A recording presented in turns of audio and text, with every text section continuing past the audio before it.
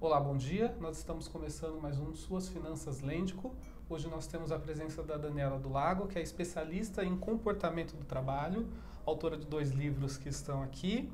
A gente já vai mostrar. Legal. Professora da Fundação Getúlio Vargas, palestrante, pesquisadora de temas ligados à formação de carreira e colunista do UOL Empregos. Isso mesmo. Nela, obrigado pela presença. Eu que agradeço, é um prazer estar aqui falando com vocês, essa parte comportamental e principalmente essa área financeira, né, que é uma ferramenta tão importante para a carreira de qualquer profissional. Influencia tanto no nosso dia a dia, Exatamente. nas nossas decisões todas. E Daniela, de que maneira a vida profissional, a vida financeira acaba influenciando na vida profissional de qualquer um, não importa quanto ganha. É verdade, independente do cargo. Gente, diretamente, né? Vamos combinar que dinheiro é uma ferramenta muito importante para a tua estrada de carreira. Afinal de contas, eu sempre falo, dinheiro é só uma ferramenta, gente, como um martelo, né? Então, o martelo eu entrego numa mão de Michelangelo, ele esculpe Davi. Esse mesmo martelo eu entrego na mão de uma outra pessoa que bate na sua cabeça e fica um pouco lesada. Então, o problema não é o martelo, o problema é a forma como a gente lida com a ferramenta. Mas hoje, a grana, ela é o que te dá acesso. Te dá acesso à saúde, à segurança, à educação, a lazer. Então, e por isso que ela é diretamente ligada à nossa própria carreira, porque ninguém trabalha, a gente trabalha por um propósito maior para contribuir com a sociedade, mas a maior parte das pessoas trabalham para ter essas outras coisas em troca. E a contrapartida disso está na grana. Por isso que ela impacta diretamente. E como é que e bem-estar necessariamente profissional não está ligado a ganhar mais? Como é que a gente consegue levar essa questão de dinheiro versus felicidade? Ah, legal. Essa é uma boa temática para a gente analisar. Muitas pessoas, e aí, Diego, a maior parte dos brasileiros acreditam que a salvação está em ganhar mais. Mas a pessoa não sabe lidar com o mínimo que tem. Então, se ela não sabe lidar com isso, não importa a quantidade. A mesma analogia lá do martelo. Se você não sabe lidar com um martelo, por que eu darei 100 martelos a você, né? Inclusive até da forma até de business de vocês, né? Tem que saber lidar com isso e aí vocês têm essa análise toda desse potencial cliente, assim dizendo. Mas olha que interessante, a questão da felicidade aí no trabalho em relação ao dinheiro. Quantos profissionais eu atendo, e eu que atuo nos processos de coaching também, que é o desenvolvimento de uma competência comportamental, e eu atendo muitos executivos, e o cara ganha uma fortuna, e mesmo assim ele não sabe lidar bem com essa ferramenta dinheiro, e o cara não é feliz. Por quê? Porque ele não sabe administrar bem. Então a felicidade não está na quantidade, e sim na forma como você lida com isso. E aí, é uma grande sutileza da gente colocar, que eu acho que é bacana deixar aqui também, cada profissional, ele é responsável por saber aquilo que é o sucesso para você. Porque, Diego, o sucesso é uma experiência, é uma sensação. Então, sucesso para mim representa uma coisa, para você representa outra. Então, não tem nada de errado a pessoa falar, sucesso é eu ter $1 milhão. Sucesso é eu ter, sei lá, um cargo de presidente, eu quero ser CEO de uma empresa. Sucesso não importa o que seja, desde que isso faça sentido para você, né? Porque senão você passa a vida toda correndo atrás de uma coisa que não vai te fazer feliz, que é uma boa experiência para um outro alguém e não é para você. Tá? Quando a gente conversou antes da entrevista, você falou que existem algumas crenças que o brasileiro tem em relação a dinheiro, grana, a ganhar dinheiro, igual o conceito mesmo que você falou, o verbo que a gente usa, ganhar dinheiro, e não é bem assim, você pode explicar?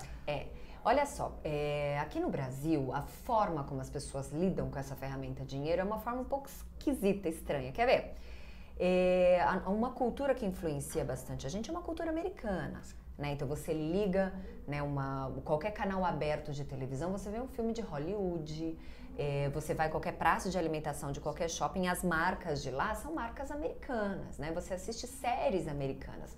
Esses americanos têm muita influência no nosso dia a dia.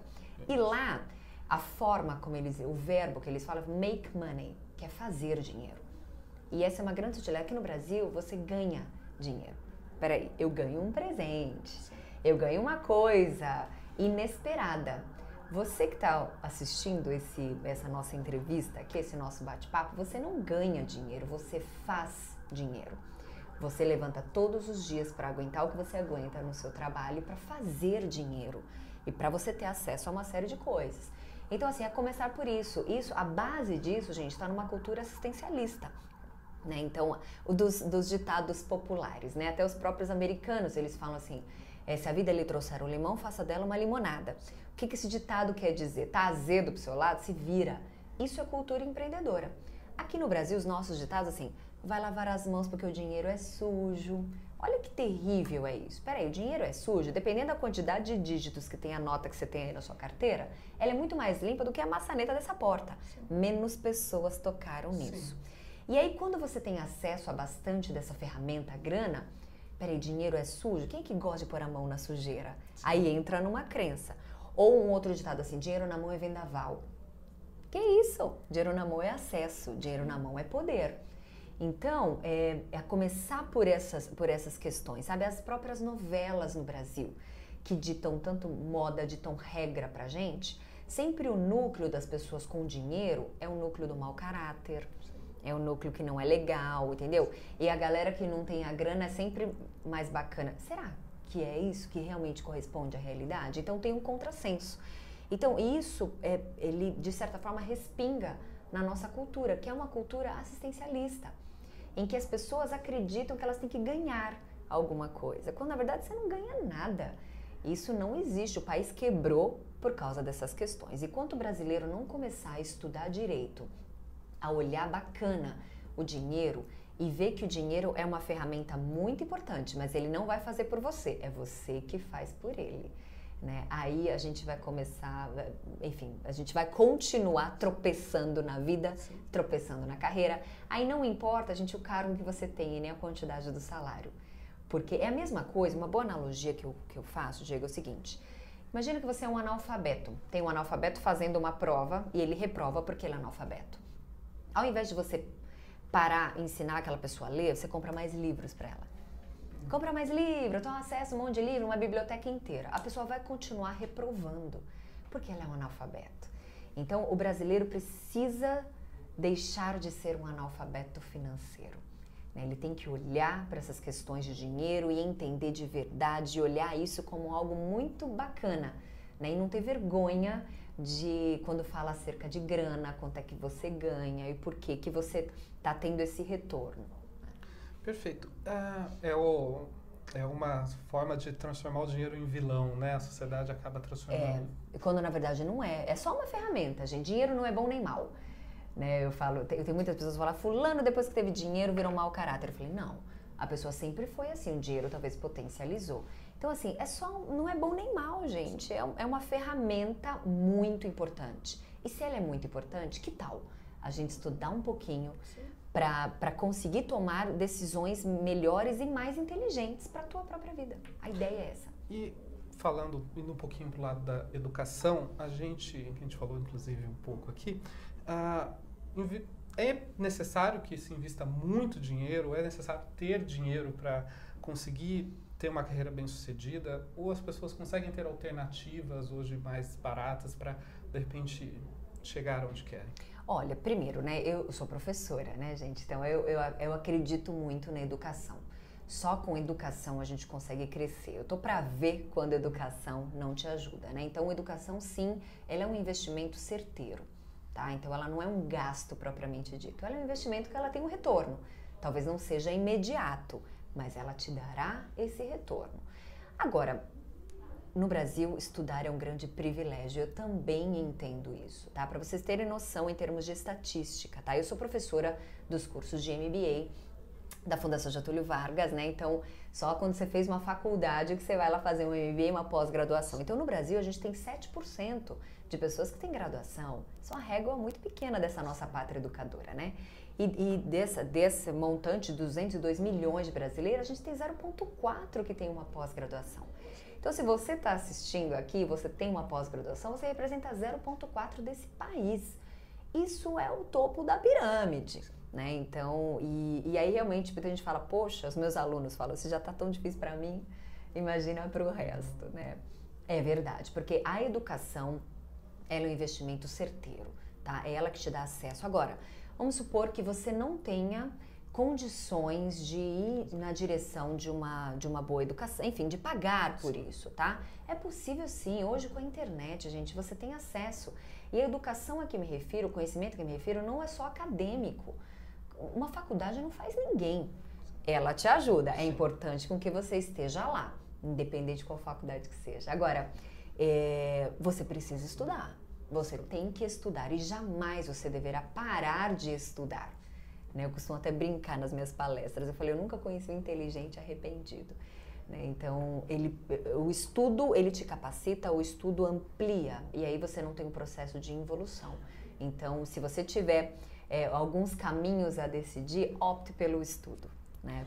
Um exemplo por realmente disso, investir nisso. Antigamente, 15 anos, seria inconcebível você aprender outro idioma sem pagar um curso. Hoje com uma boa vontade, tá? Você consegue fuçar e você consegue ter acesso, né? Os meus conteúdos todos, por exemplo, estão online. Né? As pessoas vão lá, assistem minha aula, assistem meus treinamentos, as palestras, porque a gente tem uma troca diferenciada que esse componente presencial tem. Mas sim, é possível com que você tenha acesso a muita coisa. Basta com que você consiga se organizar e ter um mínimo de boa vontade para fazer acontecer. Então, não é desculpa, né, a falta de recurso financeiro para não estudar, assim dizendo. E como é que eu sei, quando eu sei que é o momento certo para eu investir dinheiro em educação? Como você faz essa escolha? Olha, sempre é esse momento, tá? Então, lógico, dependendo da idade, muitas pessoas falam assim, eu ainda estou na idade de fazer uma faculdade, sempre há tempo. Sempre há tempo. Então, assim, essas são as boas novas, né? Porque tem alguns outros negócios ou outras profissões que você tem que eu chamo do período crítico. É aquele, poxa vida, hoje, por exemplo, eu jamais conseguirei ser uma ginasta olímpica. Não dá, entendeu? Você tem um período crítico para investir nisso, tá? E tem algumas profissões, assim, dizendo que tem esse período crítico e outras nem tanto. As boas novas é que essa fase de conhecimento não tem limitação. Isso aqui, ó, não tem prazo de validade, por isso você tem que usar. Mas tem que usar também, porque senão atrofia. Assim como o corpo precisa de exercício, sua cabeça, seu cérebro também precisa de exercitá-lo nessa parte. Então, assim, não tem um período crítico para isso. Agora, em termos de carreira, olha que legal. Né, quase que 70% das profissões hoje, no ano de 2017, que existem, daqui a 5 anos no máximo, elas não vão mais existir. As boas novas é que vem muita coisa diferente por aí que hoje a gente ainda nem sabe. Então, olha que onda boa para nesse exato momento a gente começar a surfar nessa parte do conhecimento, porque para você ficar antenado, para conseguir enxergar realmente, talvez a grande oportunidade que você queira, ela tá já por vir. Sim. E para quem quer empreender? Muita gente, imagino que você deva receber muitas coisas, empreender. E como descobrir seu momento ideal de empreender? Legal. O empreendedorismo, eu falo, é a grande salvação do Brasil. Tá? Eu gosto muito, sou empreendedora também, eu tenho as minhas empresas. Só que você precisa estudar. Qual é o momento disso? Para tudo e qualquer coisa você terá que estudar. Às vezes, o que acontece, os negócios no Brasil acabam não dando certo no primeiro ano já, pela visão romântica que o empreendedor tem. Quem é que monta um negócio pensando em quebrar? Ninguém. Então, só que você precisa estudar para você saber os riscos que aquele business está envolvido para você ter sucesso. Então, assim, requer esse planejamento, essa organização, esse estudo e tirar um pouquinho o romantismo, assim dizendo. E, é claro, o romantismo é bem diferente do otimismo, né? Então, não é ser também poliana, falar, meu Deus, tudo vai dar certo. E você tem que ter mais a consciência para fazer acontecer. E depois disso, planejar bem, aí você está apto para empreender, tá? Então, eu gosto da ideia do empreendedorismo porque isso vai ao encontro do que vem o mercado de trabalho aqui para frente, que você não vai ter mais essa quantidade de horas que você fica aí na tua empresa. Não tem sentido, né? 8, mínimo 10 horas que você fica aí, sabe? De repente você consegue fazer o que você tem para fazer em 2, 3 horas, é focado por resultado e você consegue ter tempo para expandir para outros negócios. Por que não? Tá? Então a gente está passando por essa transição, logo vem aí. E aí, se você tem esse desejo, fala, puxa, eu quero ter meu próprio negócio, você vai ter que estudar, passar um tempo nesse planejamento. E às vezes o que acontece, o brasileiro não sabe planejar. Tem-se a ideia de que se a gente está planejando, a gente está perdendo tempo. Quando na verdade não, você está ganhando tempo. Se você entender essa sutileza, quase que 90% do seu negócio vai, né? E aí o empreendedor está pronto para ir. Uma boa analogia que eu coloco até nas minhas palestras da visão do empreendedor no Brasil é o seguinte: o empreendedor é o cara que montou num leão, né? O cara que monta num leão. Imagina você, Diego, montada num leão, você fala, nossa. As pessoas que olham uma pessoa montada num leão pensam assim, falam, puxa, olha que corajoso, que espetáculo, deve ser uma experiência incrível montar num leão, segurar na juba do leão. Quem está em cima do leão pensa assim, como é que eu vim parar aqui? O que eu faço para não ser engolido? Então, essa é uma boa analogia do empreendedor. Então, se você está pronto para viver uma experiência como essa, então estuda direitinho para montar legal no leão e não ser engolido por ele. Na pergunta anterior, você falou sobre profissões do futuro e a gente queria finalizar até falando sobre isso. Legal. Essa tendência que está acontecendo no mercado, de mudanças e como a gente consegue se especializar ou ficar pronto para conseguir se adaptar a essas mudanças. As mudanças, né? Primeiro, hein, gente, começa a entender de que esse esquema de trabalho hoje vigente, principalmente no Brasil, puxa, eu bato cartão e tal, eu só faço aquilo que me pedem, né? Não vai funcionar mais. Tá? Então, você vai ter que... Essa linha divisória, não, eu não trabalho mais depois de tal hora. Essa linha divisória entre vida pessoal e profissional já não tem. Hoje já não tem. Né? De você entender que você tem que fazer mais coisas além daquilo que realmente compõe. Então, como está ainda muito novo, tem uma série de coisas que virão, você tem que estar antenado, tem que estar esperto para isso. Tá? Então, mais uma vez, as habilidades comportamentais, elas é que vão te impulsionar ou te derrubar para o que realmente vem aí. Então, fiquem atentos, sabe? Então, quanto mais coisas vocês aprenderem, quanto mais proatividade você tiver no seu trabalho, você vai conseguir enxergar novos negócios, tá? E aí, entenda que aquele lance, puxa, é só o meu chefe que vai ter que falar as coisas para eu fazer, ele que me ensina isso e eu faço, não cabe mais para o que vem por aí, tá? E vou além. Né? Então, de repente, por exemplo, até aqui a Lêndico, né, eu estava conhecendo toda a estrutura, é um outro tipo de estrutura. É tudo aberto, todo mundo junto. Hoje o atendimento é online, né? Então a gente ganha um mundo como concorrente. Tá? Então tá na hora de expandir outros idiomas também, porque de repente você aqui no Brasil vai compor alguém lá na Alemanha, né? Alguém na Inglaterra, e você faz parte do mesmo time, vocês trabalham juntos, fisicamente estão longe, mas estão trabalhando juntos, falando, né? Então você precisa estar antenado às redes sociais, ao que vem por aí, tá? Eu acho que, a gente não sabe especificamente o que vem, então a grande sacada em termos comportamentais é estar aberto. Coloca a mente aberta e aí você vai passar a enxergar novas possibilidades. Daniela, vamos falar um pouco dos seus livros? Vamos! Olha só, esse primeiro livro aqui, gente, é o Despertar Profissional. O Despertar, ele tem 53 dicas de comportamento no trabalho, tá? Então, ele tem uma sequência lógica. Então, por exemplo, tem temáticas assim, como é que eu faço um currículo, como é que eu mando emprego, ou busco um trabalho, na verdade, vou para uma entrevista, aí tem um momento assim, puxa, o meu colega é folgado, o meu chefe é esquisito, é hora de pedir um aumento, é hora de eu sair, até o momento fui demitido ou preciso de um ano sabático. Então ele tem uma sequência lógica de trabalho. Você pode ler na sequência, você pode ir direto no capítulo também. Então esse foi meu primeiro livro e o Up, que é o meu segundo livro, ele tem, são 50 dicas para você decolar na sua carreira. Então, como o próprio nome diz, ele tem 50 capítulos. Aí eu dividi 10 capítulos só para quem está em início de carreira, 10 capítulos só para mulheres no trabalho, 10 capítulos para quem ocupa um cargo de liderança e 20 capítulos para quem quer dar uma guinada na carreira. Então, também esse livro você pode ler em qualquer ordem, em qualquer sequência, tá? Os livros todos estão disponíveis em todas as livrarias do Brasil, fisicamente, online também, tem lá no meu site danieladolago.com.br.